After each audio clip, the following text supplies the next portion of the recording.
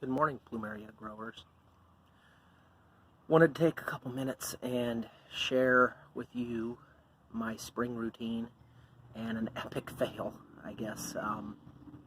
From the looks of things, I ended up causing some harm to some of my stored plumerias. The ones that were hung up by rope had no problems at all, but what I did was I cased a bunch of my medium-sized plumerias in a heavy plastic tote. Filled up 2 of the totes, and when I opened them up, some, not all, but maybe 5% or so ended up with squishy tops. And this one is one of my branched seedlings, and you can see right there it got soft. This one's not too bad, but I'll be taking care of that one differently. And then some of the others, like, oh, that was down on the bottom. This one is a good example.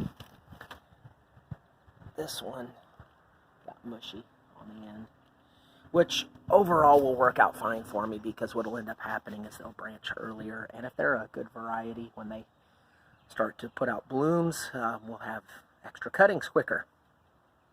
The next thing I wanted to talk about was my repotting of my plumerias. I have my soil here. So this soil is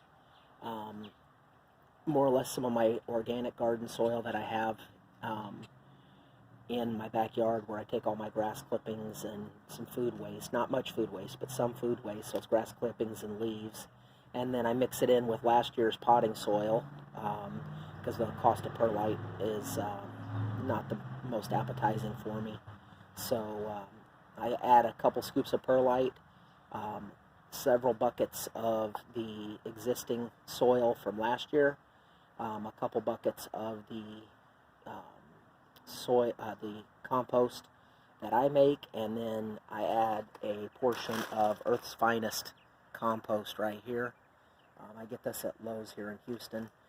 It's more or less a compost of mulch that has been broken down, quite a bit smaller than what mulch should be. So it's like the mulch on the bottom of the pile gets added to this, and then they add more nutrients to it.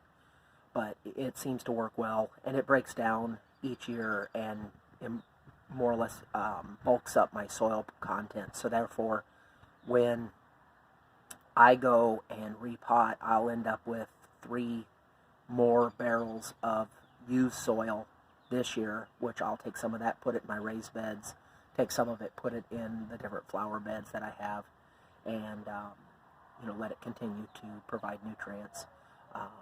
But anyway, the big thing that I have with this is that when I mix it, this is damp right now. Let's see if we get the angle just right. It falls apart, it doesn't clump. I know this is the end of the mix right here, and there's not quite as much perlite in this as I have in the bottom, but I use my handy cement mixer to mix all this up. The cement mixer is definitely helpful with the amount of soil that I make, but you can see there's a little more perlite there. This is the finer stuff here, but as you get a little deeper, you'll see that there's a little bit thicker material. But anyway, it drains well. I've not lost a single plumeria with this soil. I did add a little bit of beach sand, just from some trips to the beach. Not a lot, but just a little bit, so the soil's gotten a little bit heavier, which is good, because I have to worry about my plumerias tipping over when we get real windy days. And I do make sure anything green that I find in the soil, as I'm mixing it, because sometimes my compost will grow some stuff, I get it out of there.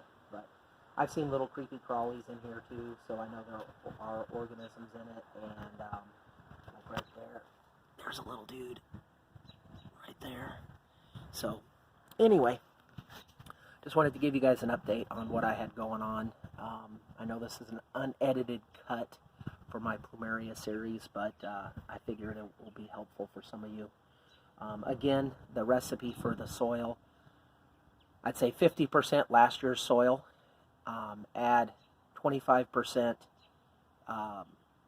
good garden compost, and then another 25% of new tree-based compost. And if you have perlite, add a couple scoops of that just to make sure that the distribution of perlite stays consistent for drainage.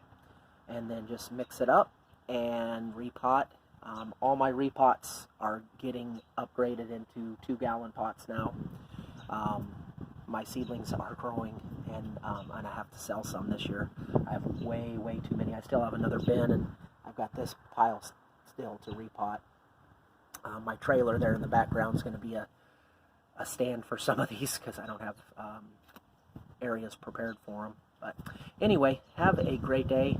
My plumeria series, if you like and subscribe, I don't put out a lot of videos, but I feel the information I put out will benefit some people. If you have any questions, comments, concerns, add them. I'll do my best to respond to them. I can't say in a timely manner at this point because I'm not a full-time YouTuber. But I also have a beekeeping channel. I'm going to keep it all in the same space, and you can just kind of select what you want to watch. But anyway, again, this is Brian Vandendorp, Houston, Texas. Brian's bee relocation. Anyway, have a great day.